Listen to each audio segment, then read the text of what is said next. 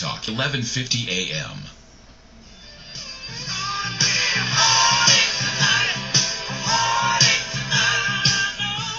And welcome back, everyone. We're in the last segment of today's show, and we're talking about heart disease. More women die of heart disease than the second, third, and fourth leading causes of death combined, and that includes all forms of cancer.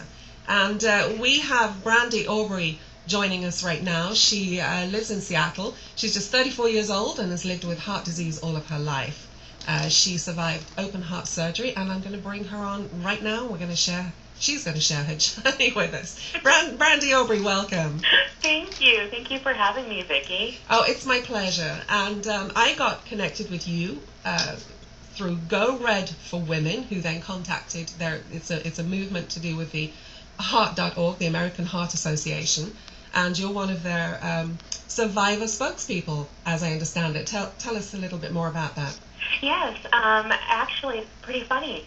I was at a local Seattle Storm women's basketball game, and it was Heart Health Night, and I was approached by someone from the Heart Association who noticed my scar from open heart surgery, and we chatted for a little while, and I told her my story of growing up with heart disease, and they approached me and asked me if I'd be willing to join the Go Red for Women movement and act as an ambassador for the program. So I go around and I speak and share my story. And I love that you don't cover up your scar. It's a big 7-inch scar right in the middle of your chest there, and I love that you do not cover that up. Oh, it's huge, yeah. It goes right down the center of my chest. It's 7 inches long, and just below it I actually have an additional small X scar from having a drainage tube.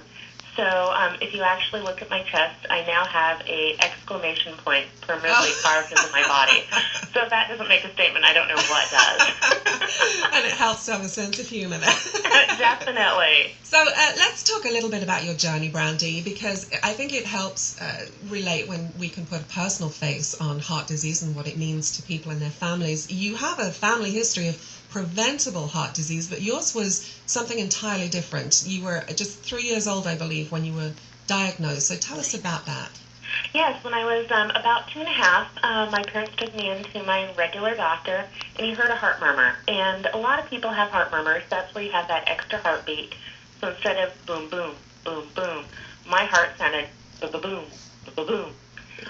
My doctor was listening to it and thought there might be something more going on and sent me over to the doctors at Children's, where I was diagnosed with something called bicuspid valve aortic stenosis. And what that means is my aortic valve, instead of having the 3 flaps that open all the way, I only had 2 flaps on my valve, so it didn't open all the way.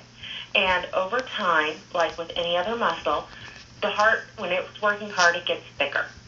So if you think about kind of like a garden hose, and the garden hose is getting thicker and thicker, that's narrowing the opening for the blood flow to go through. And so all the oxygenated blood in my body would, as my heart was working harder, would therefore start getting backed up into my heart, and I wouldn't get oxygenated blood through the rest of my body. Mm-hmm. So we were told when I was about 2.5 that at some point I would have to have open heart surgery. I would have to have that valve replaced.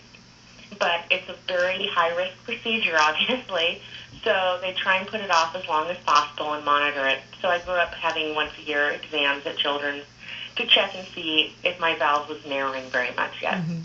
And I understand at age 23 you started getting dizzy spells, you were lightheaded, tightness in the chest, and then burning on the left side of the neck, jaw pain, blackouts, all the classic symptoms that we think of with heart disease and heart attack. But the cardiologist told you that young women tend to overreact and to go away. Yes, pretty much. I was having all these symptoms. My blood pressure had always been extremely low, and it was getting higher. I was even getting nosebleeds and heart palpitations. And I went in, and my doctor actually patted me on the knee and said, "Oh, honey, young women tend to overreact. I'm sure you're fine. Come back in 3 to 5 years or when you have a real symptom." Mm-hmm. Women tend to be stressed, so I'm sure it's just stress. Learn to manage your stress better and go away.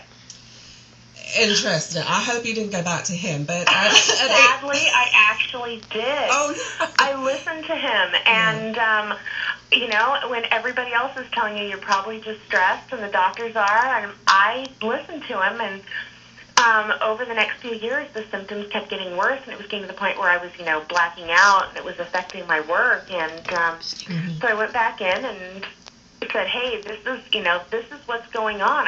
We know I have a heart problem. This is textbook." And he chuckled and said, "Well, maybe it's a seizure disorder. Maybe it's a brain tumor. I don't think it's really your heart." And sent me away, and I was put on anti-seizure medications for seizures I wasn't having. And my heart symptoms kept getting worse. So we went back in again and got taken off the seizure medications. And I did not go back to a doctor for a couple of years because everyone kept telling me I was just too stressed out and I need to learn to manage my stress better. Yeah, do you know how many funerals I've been to, people who've been told that by a doctor and had something very seriously wrong with them? Well, exactly. And what we didn't know at the time was, flash forward, at the age of 31, I'm having dinner with some friends, and I get a spider bite on the back of my leg. I go into my doctor the next day because it's become this huge softball-sized welt, and I was told, well, there's good news and bad news. The good news is you have MRSA, and we can treat that with antibiotics. And I said, my goodness, the good news is MRSA. What's the bad news? They said, well, we think your heart's gone very bad. Your blood pressure is 189 over 129. We can only find it on one side of your body. We can't find it on the other. And your heart is beating at 99 beats a minute right now. So you're at risk for not being alive to the end of this weekend. We need to get you to a cardiologist now. Well, thank goodness for that spider bite. Exactly. When my new cardiologist did tests, they found that I was in advanced heart failure. My valve was failing, and I had an aneurysm that was wrapping around my aorta right where it attached to the heart. So if that had ruptured, it would have ripped my entire aorta away from my heart, and I would have bled out very quickly. Well, you knew you'd got heart disease, but I read that 2/3 of women who actually die of a heart attack experience no prior symptoms. So exactly, and that's what's really scary. You need to really be your own advocate. And if you think something's wrong and the one doctor tells you that you're okay, you need to really get a second opinion. So, yeah. Now, in December 2008, you had open heart surgery. They replaced your heart valve and aorta. You say you've never been healthier, you've never felt better. I think you get a little bit of mileage out of the 7-inch scar from reading your website. You said even on dates. I'm single. I'm 34, and my entire life I grew up kind of hiding my heart condition from people because they treated me differently. And with the giant scar now, I can't hide it. I mean, it's there. You see it. So I'll never forget my first date after open heart. I was wearing a tank top. It was in the summer, and my date just kept staring at my chest. And as they normally would. Like, wow, is he checking out the girls? Is he checking out the scar? And then he asked about it, and I told him, and very matter of fact, and okay, here's what happened, move on. And he actually sat there and looked at me, and he goes, what'd they replace it with? I said, well, some pig parts, but I'm healthy now, I'm good. The rest of the date, when he just didn't know what to say, I kept him staring at my chest, and he'd oink at me. And I was like, yeah, so it has not gone well for dating, but I'm not going to hide it. It's part of who I am. I see my scar as a badge of honor. I survived.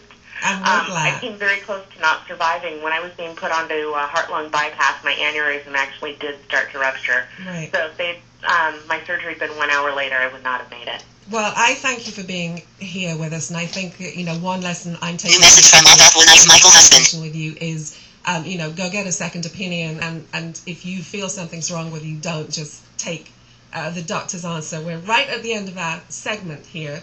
But I want to say, first of all, a big thank you to you, Brandi, for sharing your journey with us and being so honest. And also, I want to thank the American Heart Association. You can find a wealth of information at theheart.org, heart.org, and goredforwomen.org, which is a movement by the American Heart Association, of which Brandi is part. And if you're an educator, I also wanted to just point out on the heart.org site, there are some great heart educational materials for the classroom. So want to just leave you with a couple of thoughts here that these are facts I got from Swedish and various other heart associations.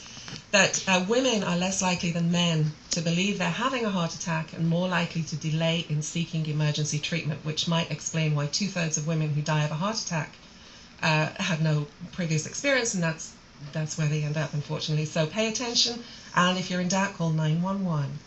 Thank you so much for being with us today. You can find out more information at conversationslive.net. You can reach me at info@conversationslive. See you next week.